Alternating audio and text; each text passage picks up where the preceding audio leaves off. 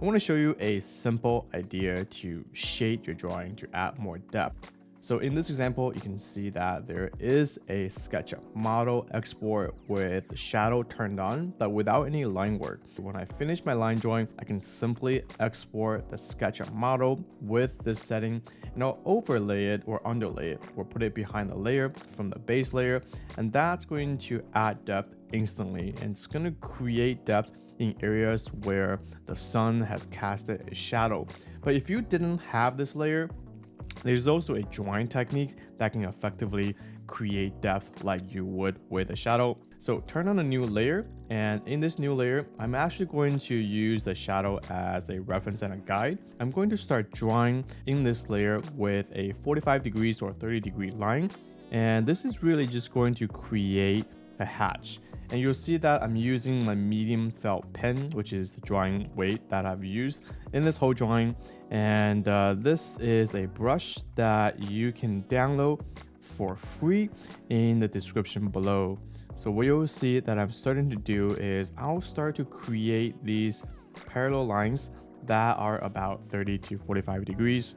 And this is going to initially just to make sure that I am drawing in a somewhat parallel manner when I'm doing this shading. And this is something that I learned from others as well. And this is a technique that just ensures your drawing doesn't look so rigid, and it's creating a little bit of texture in the part where there's shadow.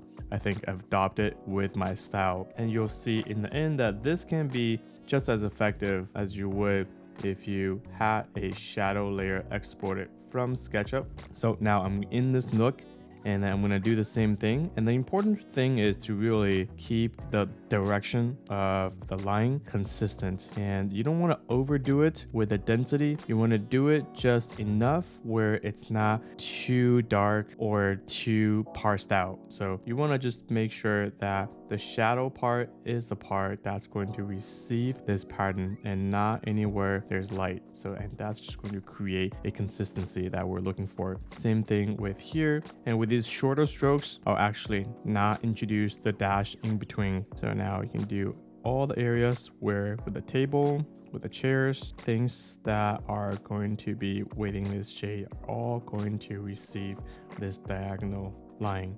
Now let's go ahead and do it in this area as well. Now when I turn this shadow layer off, you'll see this more clearly.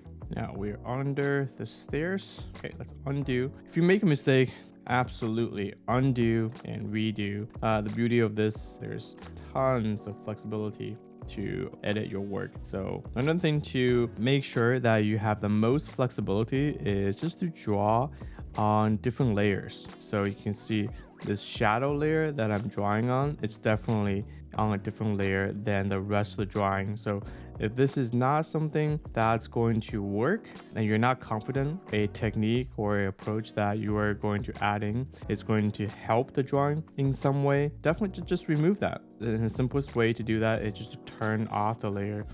I will often create different layers just to test out an idea. And I think this is a really good strategy until you are fully confident about the way that you draw something. And you can then maybe just draw everything on one layer. So even if you are confident with putting your drawings on a layer, you just want to have that flexibility in case something is needed to be removed or added. It's very easy to add something where there are multiple layers. And another thing that I really love is the pinch to zoom. And you can do this to get it to a size where you're not hunched over at a point where your neck is really straining. So here I am essentially done. And what I'm going to do to show you is to actually turn off the shadow layer. And you can see the effect of this technique is to add shadow and depth to this drawing. So give this technique a try, and I think this is really going to help you with adding a little bit more dynamic to your composition. Thanks again for watching this video.